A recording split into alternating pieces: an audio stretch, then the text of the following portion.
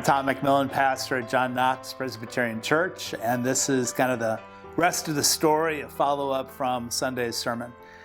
Over Christmas, someone gave us this puzzle of a Mediterranean fishing village, and so during January, it was really nice to begin to kind of slowly put this puzzle together and see elements of the Mediterranean, especially contrasting with Cleveland in January. It was really nice, but it was slow.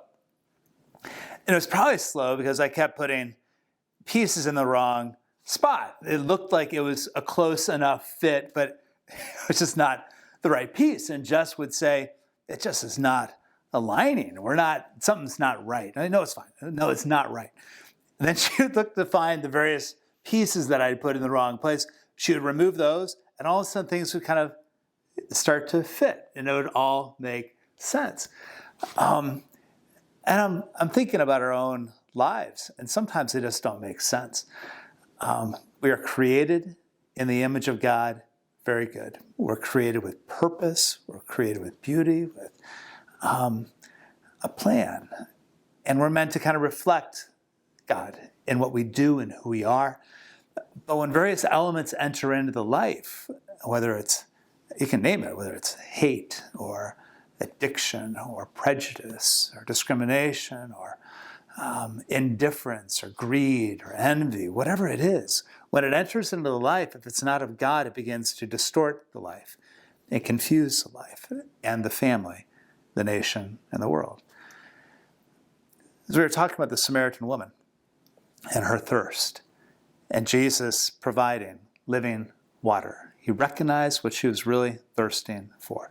He recognized that there were certain pieces in her life that just weren't fitting and elements that needed to be changed. And she was open to that. And in receiving the presence, the love, the guidance of Jesus, this living water, she was then able to go to her community as someone who could address their thirst and point them to Jesus. So when we are actually able to let Jesus provide us with what we really do need, which is the love of God, the forgiveness of God, then we become able to feed the hungry and care for the lonely. And so when people are here preparing for the community meal today, and a community meal will be shared tomorrow, a drive-through meal at 5:30 tomorrow afternoon, they're responding out of how God has filled them. And they can't help but then want to provide for others, physically and spiritually. I am in a room now that's been kind of renovated from the original kitchen of John Knox.